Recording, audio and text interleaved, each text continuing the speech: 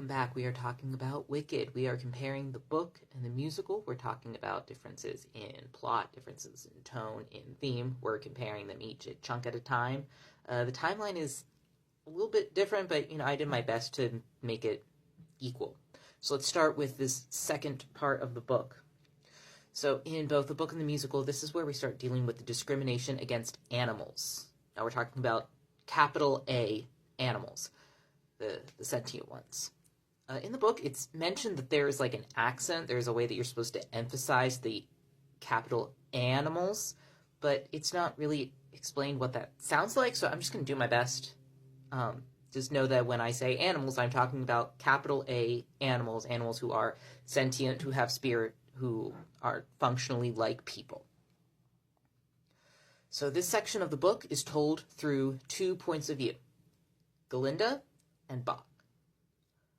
Let's talk characters. We have Amma Clutch, who is Galinda's chaperone. All of the rich girls have Ammas, who are like their chaperones, their minders, their personal servants. Bach is a Munchkinlander who goes to the Three Queens, which is the boys' school. The boys' and the girls' schools here are separate. The girls' school is called Shiz. This is when we see a lot of sexism in Oz society. In the musical, they just all go to the same school. Tibbet, Crop, and Averick, they are all also students of the boys' school with Bach. Madame Morrible is the head of Shiz, so the girls' school. She looks like a fish, and she's a bitch. Dr. Dillamond is a goat, capital G goat. He teaches life sciences at Shiz. So we start from Galinda's point of view. Galinda, love her. She's a spoiled rich girl. She's going to school for the aesthetics. She's about 17. She meets Dr. Dillamond on the way to school. He talks to her about the discrimination that he has started experiencing because of the wizards' animal bans.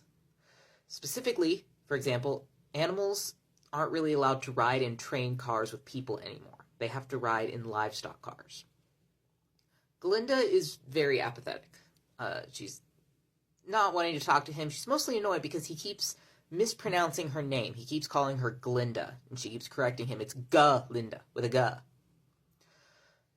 Galinda and Elphaba are assigned as roommates. They are very different people. Galinda is very much a mean girl, and she is happy to throw Elphaba under the bus to get other people's favor. She spends a lot of time making fun of Elphaba. But they do have one night where they start to talk. Galinda had a fight with her friends, so she's like pouting in her room and strikes up a conversation. They talk a little bit about the terribly serious books that Elphaba always reads. And Elphaba tries to coax Galinda into actually like using her brain for once, because she is quite smart. Not just being pretty. This is the start of a very odd couple friendship. Enter Bach. Bach is obsessed with Galinda. He has a massive crush on her. He initially becomes Elphaba's friend just because he's trying to get to Galinda, but him and Elfie actually start developing a very real friendship. So while all this is happening, the bans are getting worse.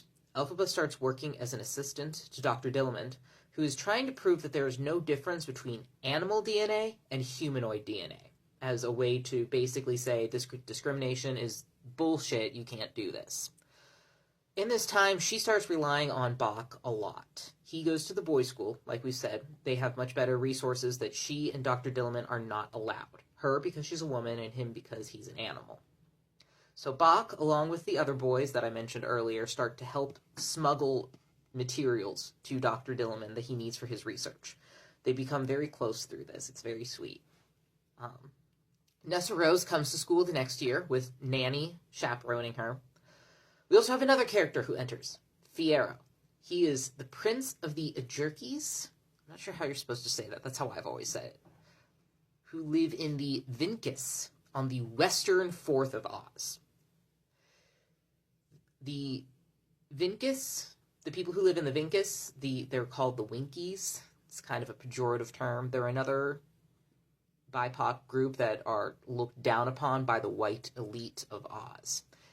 Fiyero is described as black, with tribal tattoos that cover all of his skin, including his face. He and Galinda are probably the most apathetic to the political causes in terms of all these people. Although Nessa is also pretty apathetic. Nessa is very religious. That's her whole thing. That is her whole focus. That's really all she cares about. She inherited their father's religious fervor. And Nanny is just there to take care of her girls. That's really all she cares about. So I haven't talked about Madame Morrible a lot. She's a collaborator. Madame Morrible is a fucking collaborator. You know she is, but, like, you can't quite prove it. Like, you don't know for sure, but you're pretty sure, kind of thing. She's very mysterious. She has a lot of influence. She's very manipulative. She makes a lot of derogatory comments about animals, but she, like, tries to pass them off as satire. Elphaba fucking hates her. Fucking hates her from the beginning. So, I want to give a content warning right now for violence and for eugenics. So that's an issue for you. Fast forward a little bit. Dr. Dillamond dies in a tragic accident. He is replaced by a teacher who starts teaching that animals can be basically lobotomized as infants, and they will never become sentient. They will never become capital A animals. They will devolve into lowercase a animals, normal animals, livestock animals. Ugh. This experience is formative for Elphaba. It builds a lot of rage inside of her, obviously. Like, they all know that somebody killed Dr. Dillamond, and they're fairly certain that it was Madame Morrible's TikTok servant, who's named Grammatic. They're fairly certain that that is what happened, but they can't prove it. So, shortly after this happens, Madame Morrible has a meeting with Elphaba, Nessarose, and Galinda. She places them under a hypnotic spell, and she basically tries to convince them to also become collaborators. She assigns them each a destiny. For Galinda to marry rich, go back home up north, and be a public figure. For Elphaba to accept her birthright and become the eminent Throp of Munchkinland. And for Nessa to go back to the Quadling country and become a public figure there. This would place eminent women in 3/4 of the country representing the wizard. According to Madame Morrible, the Vinkus is full of savages, and there's no point of worrying about it right now. Elphaba's very upset. She feels very controlled, and it does the opposite of what Madame Morrible wants. It further radicalizes Elphaba against the wizard. When Dr. Dillamond dies, Galinda changes her name to Glinda, as sort of an homage. This is another example of grief and apathy. It's a testament to her apathy. Like, sure, she's upset. She's very sad that Dr. Dillamond has died and wants to do this small thing to honor him, but it doesn't make her care about the cause that she knows that he was murdered for. Just like Frex, she does, like, a little bit, but she isn't invested enough to really help create change. Elphaba's grief, meanwhile, manifests more as anger. She becomes further radicalized, which we will see more of soon. All right, let's shift to the musical, the same timeline in the musical. Elphaba and Nessa arrive at Shiz together. Frex makes it very clear that Elphaba is only allowed to go to school in order to take care of Nessa. They meet Galinda and Bach. Bach is immediately infatuated with Galinda. She kind of pawns him off on Nessarose, who ends up pretty obsessed with him. Galinda and Elphaba are assigned as roommates, and they immediately fucking hate each other. They sing a song about it. It's great. We all love it. Elphaba just displays some accidental magic. She becomes upset, and it just kind of comes out. Madame Morrible is incredibly impressed and wants to privately tutor her and tells her that she wants to write to the wizard. Maybe the wizard will take Elphaba on as a mentee. Elphaba is delighted by this. She wants to work with the wizard so fucking bad. We see a class taught by Dr. Dillamond where we talk about the animal discrimination for the first time. The emphasis is that because animals are being pushed out, they're not being allowed to work, they are becoming mute. They're not allowed to speak, so they don't, and they lose the ability to. Alpha is very disturbed by this and wants to tell the wizard, because surely he doesn't know this is happening. Surely the wizard will want to help.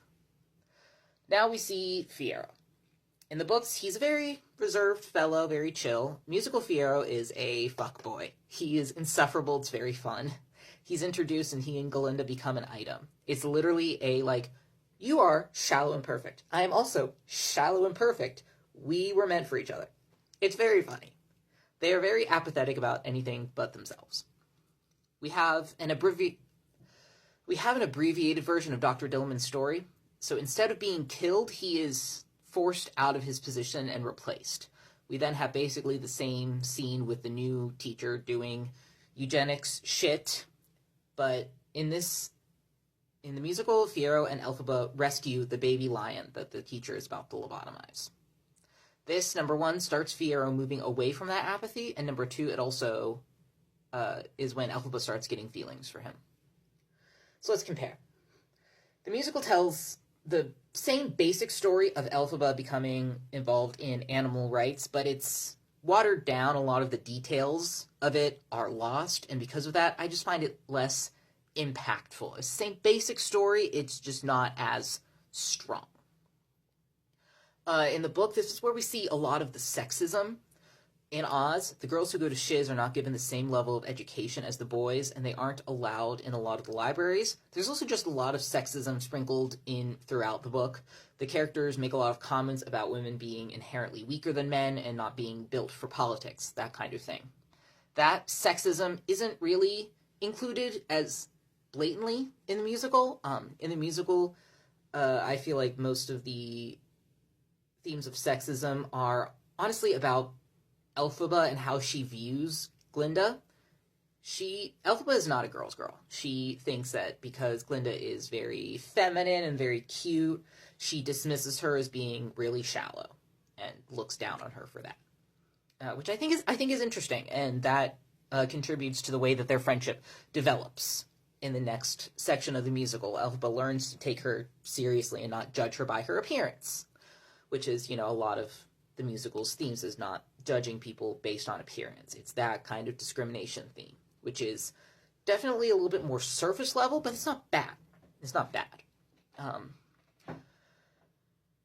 The musical is a lot more optimistic at this point as well. Elphaba is very optimistic about the wizard. She thinks that he is this great guy who is going to help make Oz better, whereas in the book, Elphaba is pretty anti-wizard from the very beginning. So the musical is a little bit more dynamic in this regard, where we will see Elphaba, she has all of this positivity, all this optimism that builds up and then crashes when she realizes, oh, the wizard actually ain't shit. Fiyero is very different from the musical to the book. Averick's fuckboy personality is basically copy and paste onto him. This does preserve the themes of apathy, though we miss out on his book canon mild-mannered vibe that I really enjoy. I think that he's an interesting contrast to all of these really passionate characters. I also just wish he was not always played by white men. He's literally a black tribal prince. To whitewash him in a story about discrimination, it just bothers me. That should be an opportunity for a black actor. This is the second example of the musical eliminating or just not emphasizing characters of color. The first being the Quadlings. Again, that the story of the Quadlings could be a really cool opportunity for actors of different ethnicities, and I think eliminating that is just a bummer. A lot of people have started saying that they feel Elphaba should only be played by black women. And I hear you, I hear the point that you are making, and you have a lot of important things to say. I would just like to talk about the canon black characters who are getting erased. I think that's a bummer. But I think that we have the same goal in mind of representation, of accurately telling the story of discrimination, and of giving different actors of different ethnicities opportunities. To me, that's like the big thing, is giving actors more opportunities to work. This part of the musical is always very beautiful. The costuming and the choreography are absolutely beautiful. It's lovely. It's a big spectacle. It's a lot of fun to watch. Dancing Through Life is a big number. It's very fun to watch. There are usually boys in skirts. Love that. So this is where I'm going to stop, and I will see you again for part 3.